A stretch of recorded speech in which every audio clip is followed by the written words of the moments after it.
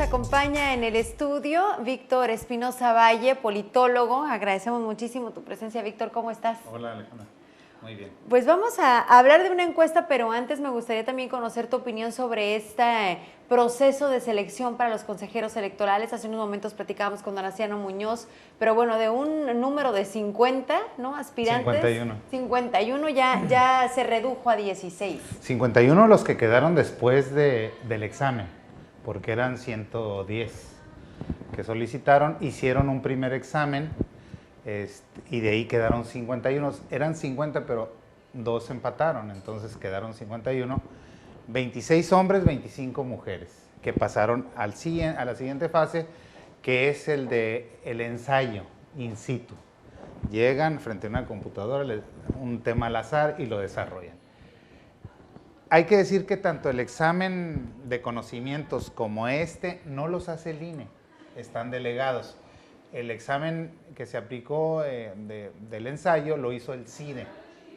Entonces ahorita está la fase de revisión también, porque también quienes no quedaron en esa lista de 16 tienen el derecho de solicitar revisión. Eran 3 evaluadores por examen. Y lo que a mí me llama la atención es calificaciones tan diferentes que otorgaron. Por ejemplo, son 3 evaluaciones y hay quien evaluó con 51 y el otro con 100 y el otro con 80. Entonces, Como que entonces se cuestiona un poquito qué criterios están utilizando. Pero son los criterios. Hay mucho de subjetividad, Alejandra, en todo examen, porque en un ensayo, por más que le den la guía al académico, pues va a decir, no, pues para mí le faltó esto, o una falla ortográfica lo descalifica. Entonces, ahorita están en la fase de revisión, tienen derecho, y esta semana otro comité que no haya evaluado a ese solicitante lo va a revisar. Vamos a ver qué resulta, porque en el proceso el año anterior, que ya también se hizo, que no fue el CIDE, fue la UNAM, hubo cambios después de la revisión, entonces a lo mejor quedan 20 y no 16. Pues nada está determinado. Y luego aún sigue la entrevista, que ahí ya es ver cómo se desempeña, cómo se desenvuelve. Lo cierto es que al final deberá haber 4 y 3, 4 de un género y 3 de otro género. ¿Cuál es el siguiente paso una vez después del ensayo y después de esta revisión? ¿Qué es lo que realmente determina ya quiénes se quedan? La entrevista. Ya a la entrevista todos llegan en igualdad de circunstancias, los que llegan, y ya serán los consejeros, ahí sí, del INE, quienes decidan quién se queda. Bueno, y todavía estamos por ver cuál será el papel que jugará el INE, que decía Donaciano todavía está por determinarse, y cuál los consejeros. Todo indica que no se va a delegar la facultad de organización electoral. Entonces el INE sí va a participar. Además, hay otras actividades que hace de todos modos. Por ejemplo, el registro electoral es entera responsabilidad del INE, y la capacitación electoral, que también se podía delegar, pero la va a hacer. Ya está definido que la va a hacer. Esta semana se define. Te lo diría off the record.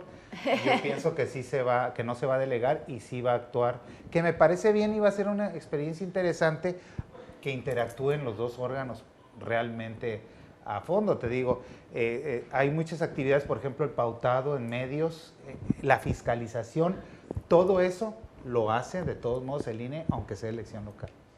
Pues había muchas dudas en cuanto a la actuación de los consejeros en elecciones pasadas. Me parece que, como dices, la interacción hoy va a reducirlas de alguna manera. Y además mira, independientemente de las cualidades y calidades de los consejeros y consejeras del órgano local, ¿no?, del instituto local, la forma en que eran designados deslegitimaba mucho. Es decir, como era básicamente por cuotas, era muy difícil desde un principio, ya arrancaban con cierto cuestionamiento. No, pues esa es cuota del PAN, este es cuota del PRI, Entonces, eso cuestionaba mucho. Yo creo que este método de selección cambia radicalmente la percepción. Vamos a ver, ya una vez constituidos, ojalá que se conduzcan profesionalmente, que es lo que yo no puedo. En la lista que veía de los 16, veía 2 nombres que habían sido consejeros ya. No sé si hay más que ya... Hay más, hay muchos que ya han sido. Hay consejeros y consejeras del INE en el en distritos. Hay una compañera del Consejo del INE, de la Junta Local. Hay un vocal del INE, Ezequiel, que quedó en tercer lugar, creo, en el ensayo, que es vocal de organización electoral del INE. Entonces, hay gente de servicio profesional del INE. Hay perfiles muy interesantes. Yo espero que ahora se haga un mejor papel, y siempre las elecciones locales pues son más intensas porque está más cercana los candidatos y las candidatas, y ahora va a haber candidatos independientes. Y sí va a haber candidatos independientes, porque esa es otra hay duda. Muchos, yo veo que leía están que estaba, bueno, que sí hay quienes quieren ser, ¿no? Eso veo, que ya se están organizando, pero también que probablemente los candidatos no les iban a permitir y que sería hasta la siguiente elección, cosa que pues nos deja también mucha duda de cómo se hizo esta ley. Porque hay diferencias con respecto al porcentaje que se requiere de firmas más altas para nivel local que lo que se pidió para nivel federal. A nivel federal fue 2% y aquí hay 2,5% y 3% según el tipo de candidatura. Alcaldía 3, 2,5 diputados, pero finalmente el tribunal va a fijar, estoy seguro, 2%. Y son distritos más chicos, entonces es menor cantidad, no es el distrito. A nivel federal son 8 distritos, es el 2% de ese distrito, ahora son 17 distritos, es el 2% de un distrito mucho más pequeño, entonces yo creo que sí va a haber. Y el acicate del Bronco es muy importante, ¿no? Sí, lo hablábamos. Muy cuestionable, pero yo creo que hay muchos que levantaron el dedito y quieren ser. El momento electoral que vivimos, ¿no? El momento en el país en donde la baja participación nos mostró un hartazgo a los partidos políticos, punto, no había más, ¿no? Ahora sí seleccionan mejor a los candidatos los partidos políticos, que es algo que no habían hecho por mucho tiempo en el pasado, probablemente les dé un margen un poquito mayor para tener posibilidades de triunfo. Es la gran paradoja de los partidos bajo la democracia, que no solo es aquí, sino a nivel internacional.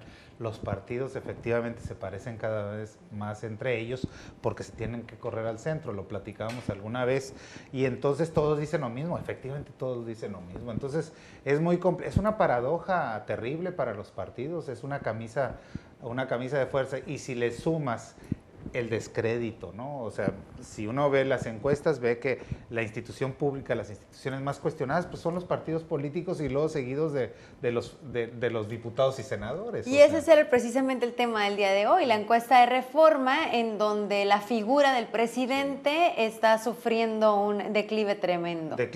Nunca lo habíamos visto, por ejemplo, es una encuesta muy grande entre ciudadanos y entre líderes, ¿no? Entonces los ciudadanos lo ven muy mal, bajó del 50% que tenía a los 6 meses de inicio de su gobierno al 34%, o sea, está en una caída muy drástica, y los líderes, pero además lo desaprueba un porcentaje muy alto, casi el 64% dice lo desaprueba. No solo no está a favor, sino lo desaprueba. Y luego, entre los líderes, solo lo aprueba el 15% y lo desaprueba el 85%. Es una cosa de los líderes, ¿no? Entonces, sí hay, y esta encuesta ya mide la percepción después de la fuga del Chapo, que yo creo que es el golpe más fuerte, ¿no? Ha sido una lista, ¿no?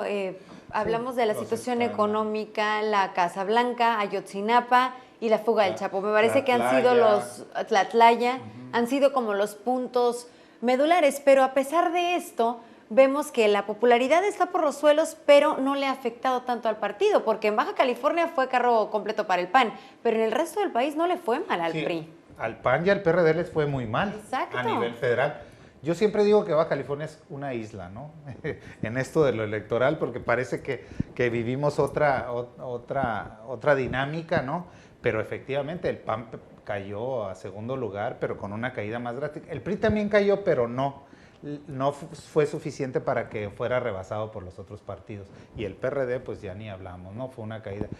Es decir, hay sectores de la población, hay regiones de la población que siguen viendo como opción al PRI y no a los otros partidos. Pues es el país, ese es el país que tenemos. Yo siempre digo que tenemos los políticos que nos merecemos, ¿no? La gente así vota, así decide. Por ejemplo, la incógnita, ¿por qué en Baja California no hay alternancia estatal después de 5 elecciones de gobernadores? Es un caso único, ni Guanajuato, ¿no? Que es el otro bastión panista, pero así es la dinámica de la población de Baja California y efectivamente lo que pasa es que no todo en el PRI es el presidente, pues, porque hay otros otros factores que yo creo que jugaron un papel, porque no es congruente, ¿no? Esto de la encuesta con el resultado de las votaciones, insisto, en otras partes del país. Vamos a ver cómo le va en estos 12 estados en donde va a haber elecciones este año, porque cuando fue la otra elección no estaba, por ejemplo, lo del Chapo, ¿no? Y de esas 12 elecciones, Alejandra, en 9 hay de gobernador. Y mira, sí que amable el señor Joaquín Guzmán Loera, que se fugó después de las elecciones, ¿no? Yo creo que habrá el presidente... Se esperó un poquito, ¿no? Y Osorio Chong de agradecerle eso. Pero sí, hay un panorama. Y luego en el PRI, pues el otro factor es el cambio de dirigencia, ¿no? Que también es muy interesante, ¿no? Es muy, para el análisis es muy interesante porque pues llega Manlio Fabio, todo es lo que indica, no hay otra información encontrada y eso también cambia las perspectivas para el 2018, ¿no? ¿Cambia la perspectiva hacia el exterior el hecho de que no hubo una elección interna?